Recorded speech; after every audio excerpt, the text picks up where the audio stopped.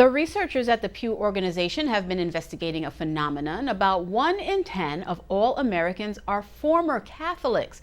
On their own, they would make up the second largest religious group in the United States. Now, how to go about winning them back?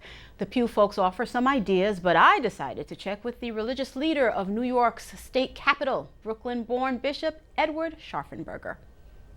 Bishop, we all know these surveys are not new. The faithful want more. They want something. But what is still missing?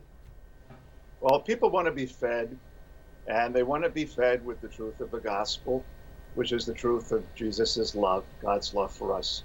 And they want to hear it in a convincing way because they want to be sure that the one who conveys that message really believes that and knows the love of God in their life. I think that's the key. People want transparency, they want honesty. They don't want more gimmicks. They don't need bells and whistles. They can get that any place they want on the internet and the entertainment industry. They don't want entertainment. They want really good, solid food. And of course, that's what the gospel is all about, because it touches the depths, the deepest questions of the human heart. And that's where people want to be touched. Here are some concerns, Bishop. There's this resistance to change, an unwillingness to embrace new technology. We can't avoid it.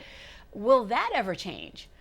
Well, I think you're absolutely right. Change is always difficult because it means moving away from the familiar to the unfamiliar. And that's just a natural human reaction against any change like that. The other thing is, too, we're not always sure that where we're going is necessarily going to be an improvement. And I think people's experience, since we're talking about technology here, everybody knows many people don't even bother to open their emails anymore. We've had a glut, of information. And the same thing, with other forms of social media, Twitter, for example, it becomes more of a burden than a relief. So sometimes the process or the technology actually eats up the content that it conveys.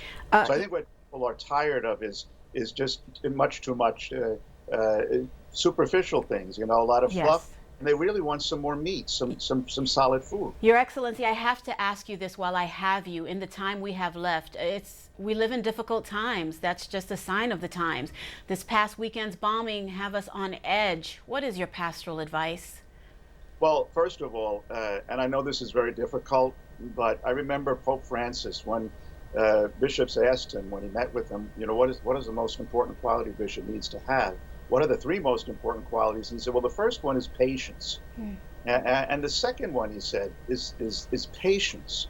And you see where this is going. We need to be patient. And of course, we have to get the fact. We have to understand what's going on right here, too, and let the authorities do their job. And in time, we'll find out. Already I hear that this is a fast-moving story. But we go on about doing what we're doing. We trust that God is right with us. God never abandons us. And Jesus is as close to us now as ever, particularly in times of need. So the response I have is, do not be afraid. Do not be afraid. Go about your business. Do what you need to do. Exercise prudent caution. But do not be afraid.